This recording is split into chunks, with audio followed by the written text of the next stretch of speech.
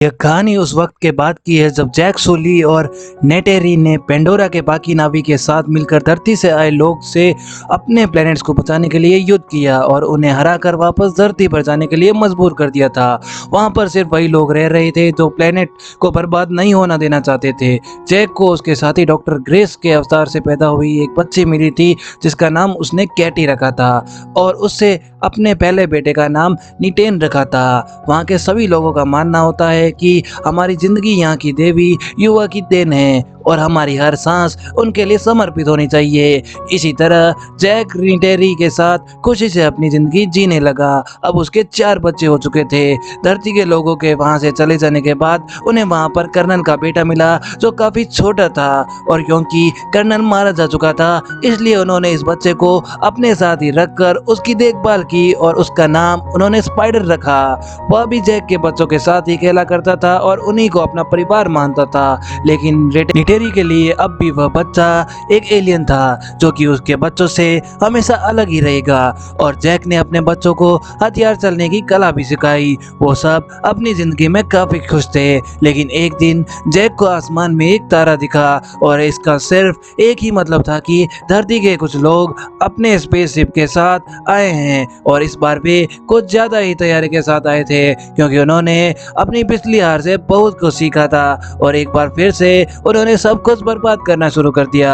और इसके बाद हम वहाँ की लैब में ही एक अवतार को जागते हुए देखते हैं और यह अवतार किसी और का नहीं बल्कि उसी कर्नल का होता है जिसे नीटेरी ने इसके पहले वाले पार्ट में मार डाला था। उसमें कर्नल की सारी यादों को एक इलेक्ट्रॉनिक चिप की मदद से डाल दिया जाता है और इस बार उसका मकसद जैक सोली को पकड़ना था जो आए दिन पेंडोरा के बाकी नावी के साथ मिलकर वहां पर चल रहे उनके काम में बाधा डालता रहता था।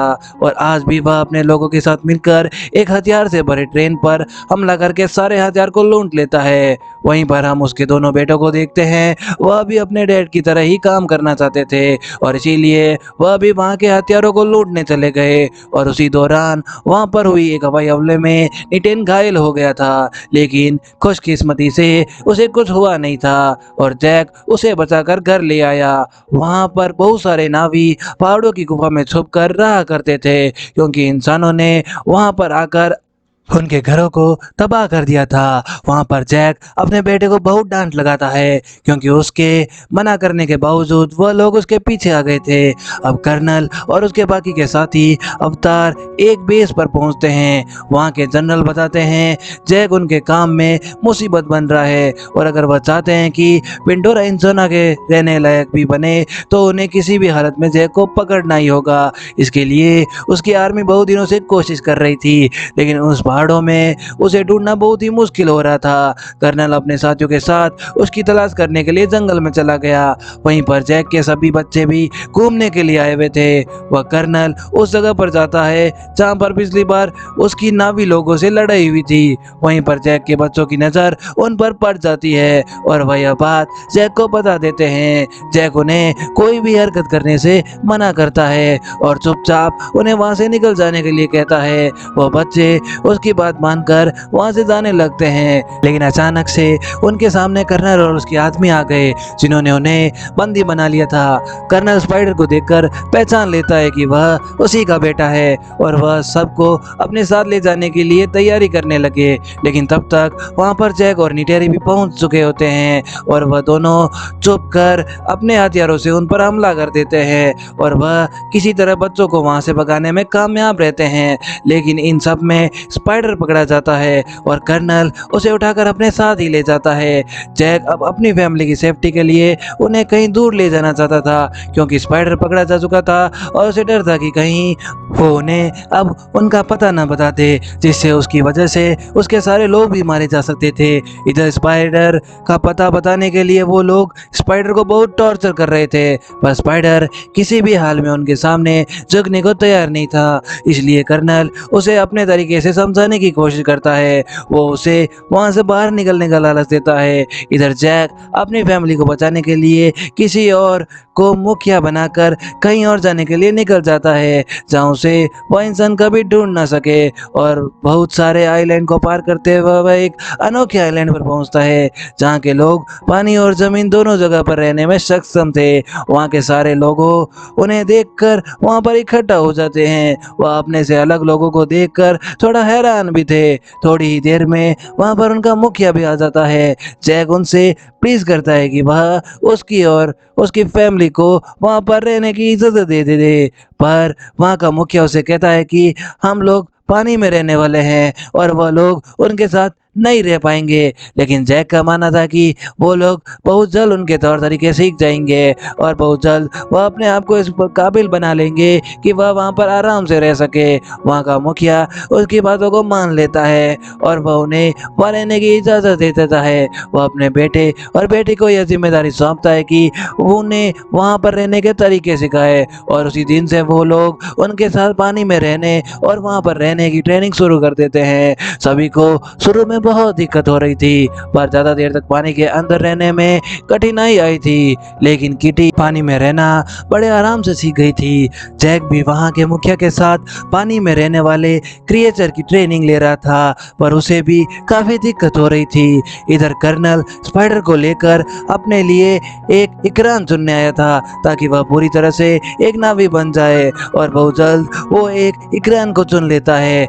जैक के बच्चे भी वहाँ धीरे धीरे सब सीखने लग गए थे। एक दिन वहाँ मुखिया का बेटा और उसका दोस्त किटी की हरकतों का मजाक उड़ाते हैं जिसकी वजह से उनके भाई नीटेन और रॉक से लड़ाई हो जाती है। बाद में जैक अपने बेटे को समझाता है कि उन्हें वहाँ पर रहना है और इसलिए वह सबसे दोस्ती बनाकर रखे। अगले दिन रॉक्स जाकर मुखिया के बेटी से माफी मांगता है और उसके साथ दोस्ती का हाथ बढ़ाता है पर वह उसका दोस्त बनने का नाटक करते हुए उसे लेकर वह एक जगह पर आता है और उसे कहता है कि यहाँ पर वो लोग शिकार करते हैं। और जब रॉक्स वहाँ पर शिकार करने जाता है तो वह उसे अकेला छोड़कर वहाँ से चले जाते हैं। जैसे ही रॉक्स ने अपने तीर से वहाँ की एक मछली को मारा वह देखता है कि वह वहाँ पर अकेला है और सभी लोग उसे छोड़कर जा चुके हैं और तभी एक बड़ी सी मछली उसके ऊपर हमला कर देती है। वह अपनी जान बचाने के लिए वहाँ से भागने लगता है और अपने आप को एक पत्थर के बीच में छुपा लेता है, लेकिन जब उसकी सांसें खत्म हो रही होती है इसलिए वहाँ से वो बाहर आने लगता है, लेकिन वह मछली एक बार फिर से उसके ऊपर आ जाती है और वह जैसे ही उसे मारने वाली थी कि तभी एक बहुत सी मछली उसे आकर उस मछली को मार देती है। लेकिन रॉस की सांसें अब भी खत्म हो रही थी और वह डूबने लगता है। थोड़ी देर बाद उसकी आंख खुली तो अपने आप को वह उसी बड़ी मछली के ऊपर पाता है और वह उसका शुक्रिया अदा करता है जिसने उसकी जान बचाई थी। तभी वह देखता है कि उस व्हेल मछली के फिन में एक लोहे की हुक फंसी हुई है और वह उसे निकाल देता है। अब ऐसा लग रहा था कि वह व्हेल उसे अपना दोस्त मानने लगी है। व्हेल उसे लेकर उसे उस आइलैंड पर पहुंचा देती है जहां पर सभी लोग रॉस को काफी देर से ढूंढ रहे थे।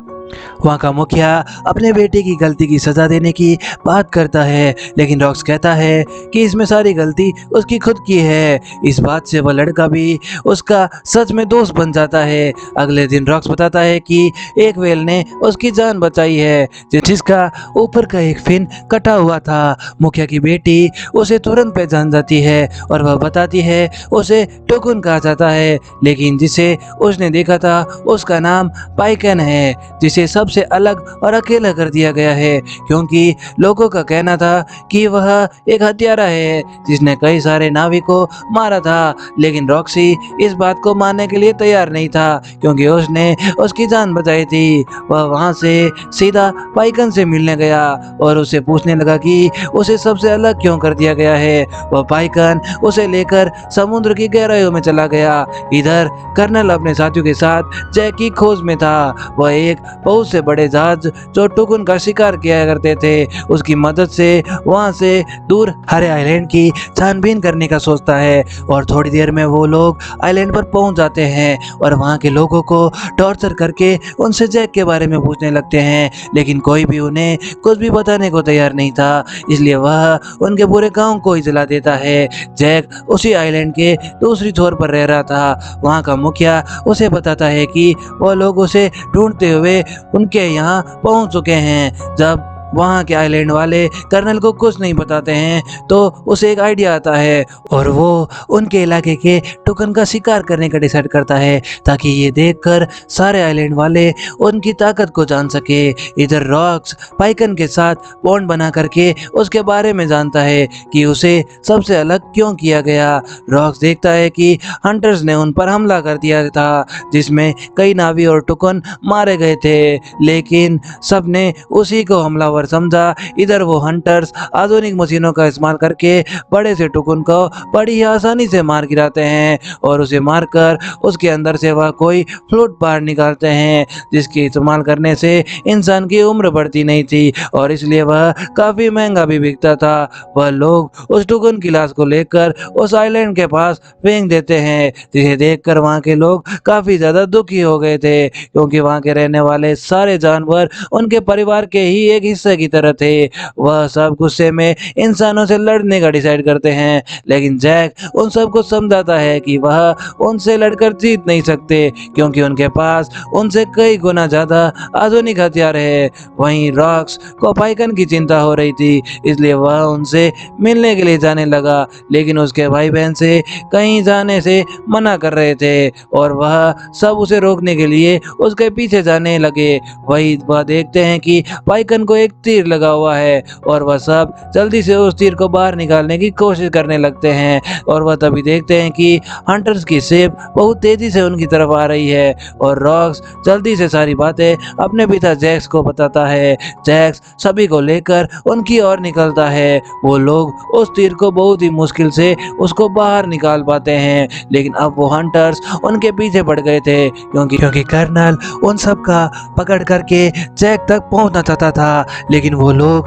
भागने की बहुत कोशिश करते हैं लेकिन आखिरकार वह उनके जाल में पकड़े जाते हैं। कर्नल उन्हें अपने इकरान से उठाकर उन्हें अपने शिप पर ले आता है और उन सबको कैद करके जैक को अपने पास बुलाता है। जैक अकेला ही उनकी तरफ बढ़ने लगता है क्योंकि उसने उसे अकेला ही आने के लिए कहा था, पर तभी अचानक से पाइकन उस पर हमला कर देता है और वहां पर चारों तरफ तोड़-फोड़ मचा देता है। यह देखकर जैक और उनकी सेना को भी हमला करने का मौका मिल जाता है और वह सब उन पर टूट पड़ते हैं। नीटेरी भी अपने इकरान पर बैठकर अब हमला कर रही थी। उन सभी सारे बच्चों को कैसे छुड़ा लिया जाता है, लेकिन इस बार वो कैटी को पकड़ लेते हैं और वह शिप भी अब टूट रही थी और किसी भी वक्त वह डूबने वाली थी। उसी लड़ाई में भागने के दौरान जैक के बड़े बेटे नीटेन को गोली लग जाती है, इस वजह से उसकी मौत भी हो जाती है। इधर जैक की बेटी कैटी अभी भी कर्नल के कब्जे में थी।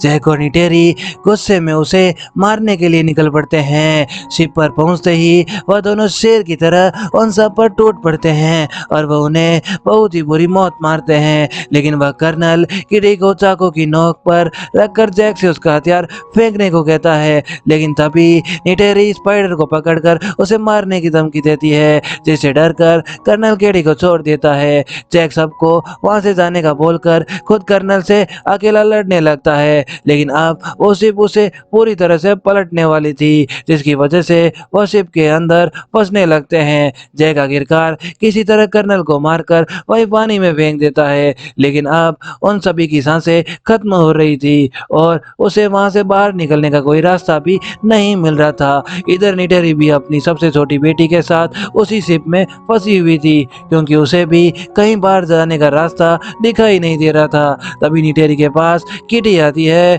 जो उसे सही रास्ता दिखाकर बाहर लेते आती है और जैक्स को भी उसका बेटा रॉक्स बाहर निकाल लेता है और उसी दौरान स्पाइडर को कर्नल मिलता है और न चाहते हुए भी वह उसे बचाकर बाहर लेता आता है। वह कर्नल और स्पाइडर को अपने साथ ही चलने को कहता है, लेकिन स्पाइडर उनके साथ जाने के लिए मना कर देता है।